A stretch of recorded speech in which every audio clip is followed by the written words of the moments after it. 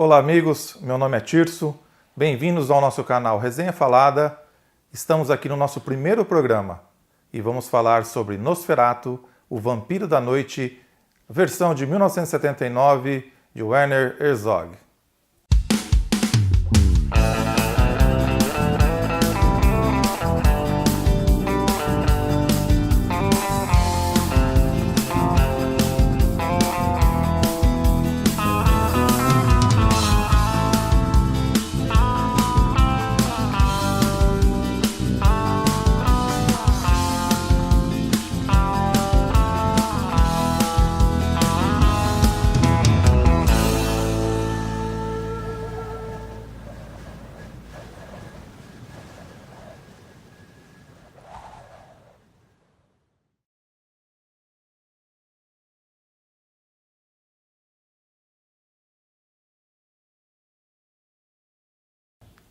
O programa de hoje será sobre Nosferatu, o Vampiro da Noite, a versão de Werner Herzog do ano de 1979.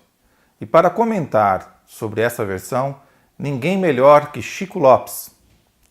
Chico Lopes é escritor, pintor, cinéfilo, também comentarista de filmes e está aqui conosco gentilmente como colaborador comentando sobre esse filme. Chico Lopes também escreveu este livro, Na Sala Escura, A Arte de Sonhar com os Olhos Abertos. Chico Lopes discorre sobre o tema de forma brilhante nesse livro. Logo na capa nós temos também um frame de um outro filme genial chamado Os Inocentes, que será alvo de nossas resenhas faladas futuras. Chico Lopes no livro também trata de grandes diretores aqui. Ele me deu uma versão autografada, uma cópia autografada. Ele também discorre aqui sobre outros diretores como Hitchcock, o próprio Werner Herzog. Bom, enfim, é um livro obrigatório para quem gosta de cinema. Fica aqui a nossa dica. Chico gravou os seus comentários no Cine São José, da cidade de Brotas. E fica aqui o nosso agradecimento à administração do local por ter cedido o bonito espaço para a nossa gravação. Fiquem agora com Nosferatu, o Vampiro da Noite, com os comentários de Chico Lopes. Em 1979, Werner Herzog, o grande cineasta alemão, decidiu filmar Nosferatu. Nosferatu é um clássico alemão de cinemateca, daqueles filmes de arte que todo mundo viu ou tem que ver, porque faz parte da cultura de todo cinéfilo. Ao gravar Nosferatu, Herzog já previa que encontraria algumas críticas, porque seria a adaptação de um clássico consagradíssimo. E ele sabia que o filme dele correria o risco de ser visto com algumas reservas. Mas essas reservas caíram por terra quando o filme saiu, porque se tornou praticamente uma referência e uma obra-prima também. Em relação ao filme Nosferatu, mudo, de 1922, o Nosferatu de Herzog, de 1979, não perde. Ao contrário, acrescenta alguma coisa àquilo que foi feito por Murnau, o cineasta de 1922. Acrescenta em termos de nova visão do vampiro Nosferatu e, ao mesmo tempo, revive aquele clima de cinema mudo e em preto e branco através de um uso muito tecnicamente perfeito da cor. Na verdade, é como se o filme, com suas cores saturadas, procurasse reviver o preto e branco, transformando essa experiência de filmar nos anos 70 a cores numa outra coisa, mas ao mesmo tempo mantendo-se bastante fiel à visão original do Nosferatu de Murnau. Com Isabelle Adjani no papel de Lucy, a mulher de Jonathan Harker, corretor que tem que ir até os Cárpatos, que tem que ir à Transilvânia para vender uma propriedade a um certo Conde Drácula, a Isabelle Adjani está perfeita nesse papel. Dr. Van Helsing. O marido dela, o corretor, Jonathan Harker, é vivido por Bruno Ganz, que mais tarde o público conheceu no filme A Queda, As Últimas Horas de Hitler. Bruno Ganz é perfeito como um marido burguês que obedece à mulher e que está interessado em melhorar a vida do casal e adquirir novos imóveis, e para isso vai negociar com o próprio Conde Drácula em seu castelo. É claro que isso é uma jornada temerária, mas ele não sabe quem é o Conde Drácula. O Conde Drácula é simplesmente Klaus Kinski, o ator mais constante de Werner Herzog nos anos 70. E Klaus Kinski está perfeito no papel de Nosferatu. É como se ele fosse não um vampiro glamuroso, nada de onda de Crepúsculo ou de vampiros bonitinhos como existe no cinema de hoje. Ele é simplesmente um homem muito, mas muito feio e muito sinistro, e mesmo os caninos famosos dos filmes de vampiro ele não ostenta, ele ostenta apenas um dentinho pequeno que o lembra mesmo um rato. E é o rato o animal símbolo do filme, até porque o vampirismo para Herzog foi associado à peste negra. E quando o Conde Drácula, prendendo Jonathan Harker no castelo, decide ir até a sua mulher em Weimar, ele leva o seu caixão e leva ratos que ele espalha na cidade. Esses ratos significam simplesmente a chegada da peste negra na cidade. E essa peste é vista por Herzog de uma maneira até bastante irônica, porque as pessoas, sabendo que vão morrer, começam a viver de uma maneira desvairada, alegres, festejando, porque estão mesmo à beira da morte. A cidade se transforma praticamente num grande necrotério.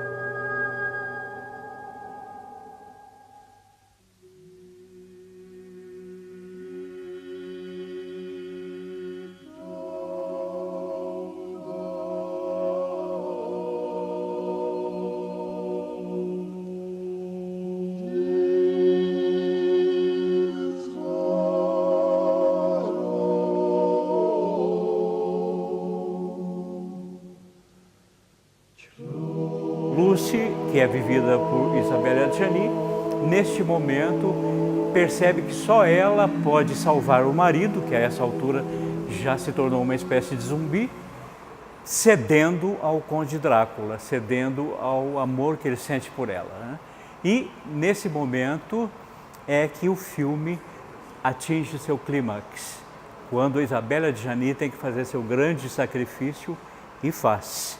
Aliás, poucas vezes no cinema ela esteve tão bonita e tão bem fotografada a ponto de o filme ter sido indicado ao Oscar de melhor figurino. Jonathan, e ela está realmente fantástica. Bruno Ganz, como Jonathan Harker, era um ator perfeito, mas é Klaus Kinski, no papel de Nosferatu, que rouba todo o filme. Este vampiro é a própria solidão humana.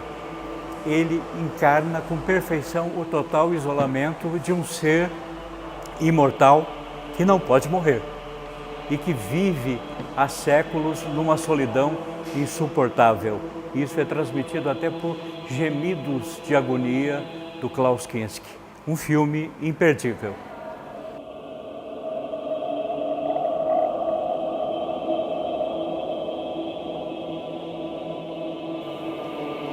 Tivemos aí os comentários de Chico Lopes, sensacional, Chico, muito obrigado. Eu só gostaria de acrescentar uma cena que eu gosto muito, comentário de uma cena que eu gosto muito, que é uma cena na qual Herzog nos remete ao expressionismo alemão da década de 20, que é uma cena onde Lucy está no seu quarto, olhando para um espelho, uma penteadeira, né? E o Conde Drácula chega por trás, mas como vampiro não reflete no espelho, né? Ele não aparece no espelho, Lucy consegue ver apenas a sua sombra na parede de trás. Então você percebe que o vampiro vem chegando pela sombra. E isso está totalmente ligado ao expressionismo alemão da década de 20, onde os realizadores naquele período chegavam até a pintar os frames com a mão, né, para destacar a sombra, a sombra para dar aquela atmosfera, né, dos filmes alemães.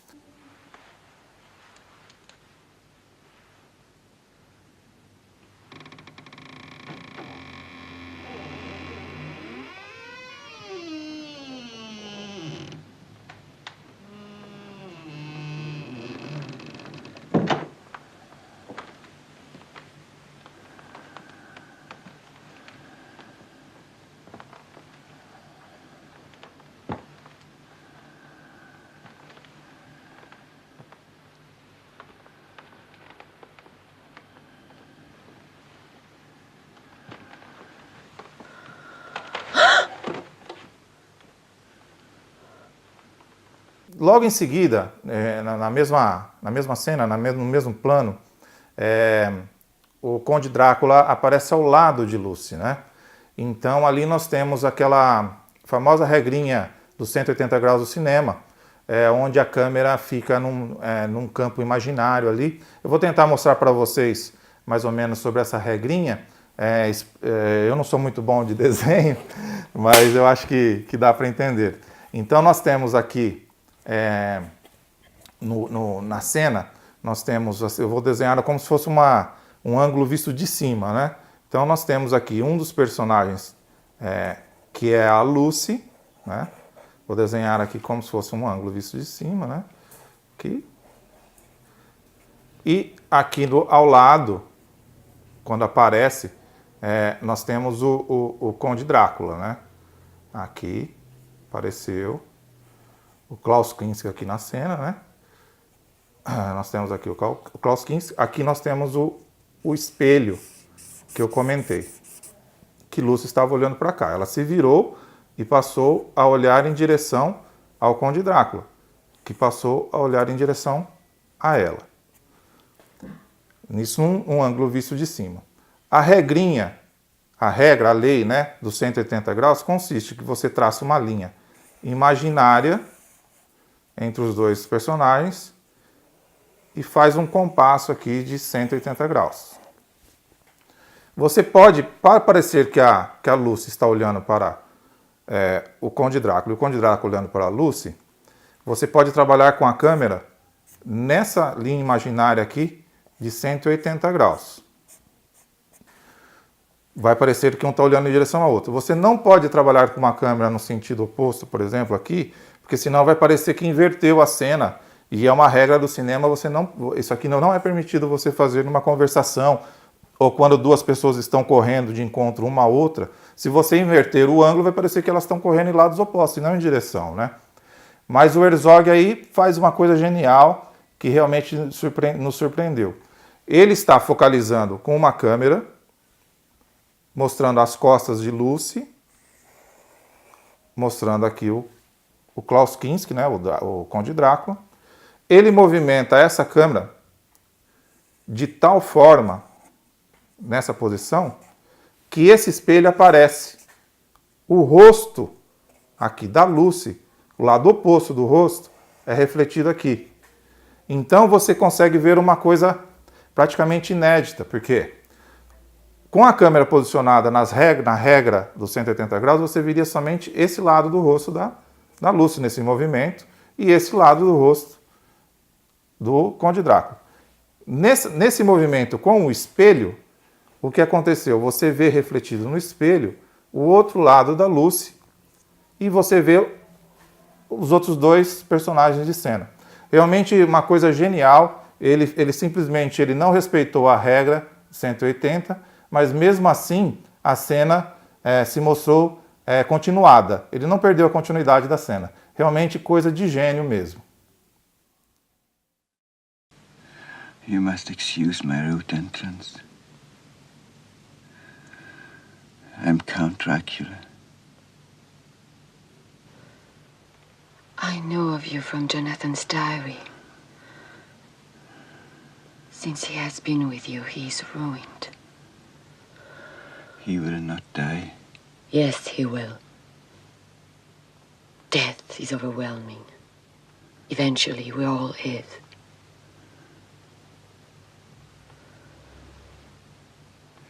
Stars spin and reel in confusion. Time passes in blindness. Rivers flow without knowing their course. Bom, pessoal, estamos chegando ao final dos nossos comentários. Agradeço muito ao Chico Lopes, agradeço aos administradores do cinema São José de Brotas por ter cedido o bonito espaço para a nossa gravação. E eu queria só fazer um comentário final, que é um filme que eu me lembro, que é sobre o tema, por volta do ano 2000, um filme chamado Na Sombra do Vampiro. Um filme que traz William Dafoe no papel do vampiro, do Nosferatu. Seria um filme dentro do filme. É um filme que foi feito mostrando os bastidores de Nosferatu de 1922, de Murnau. O Max Schrader, que era o ator principal do filme de 1922, é interpretado por William Dafoe. Só que nessa versão, nesse filme, Na Sombra dos Vampiros, ele é tido como um vampiro de verdade, como se o ator do filme de 1922 fosse um vampiro verdadeiro, mas que foi mantido em segredo. E o Murnau é interpretado, nesse filme do ano 2000, é interpretado por John Malkovich. E assim, tem algumas coisas legais, eu recomendo. É um filme feito nos Estados Unidos. Os outros dois filmes que nós comentamos, tanto a versão de 1922 quanto a versão de 1979, foram feitos por diretores alemães, né?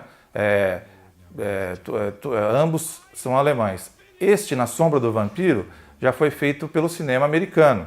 E é um bom filme. Também um ótimo filme. Inclusive tem umas cenas muito legais, mostrando alguns bastidores do filme de 1922. E John Malkovich também está muito bem como Murnau.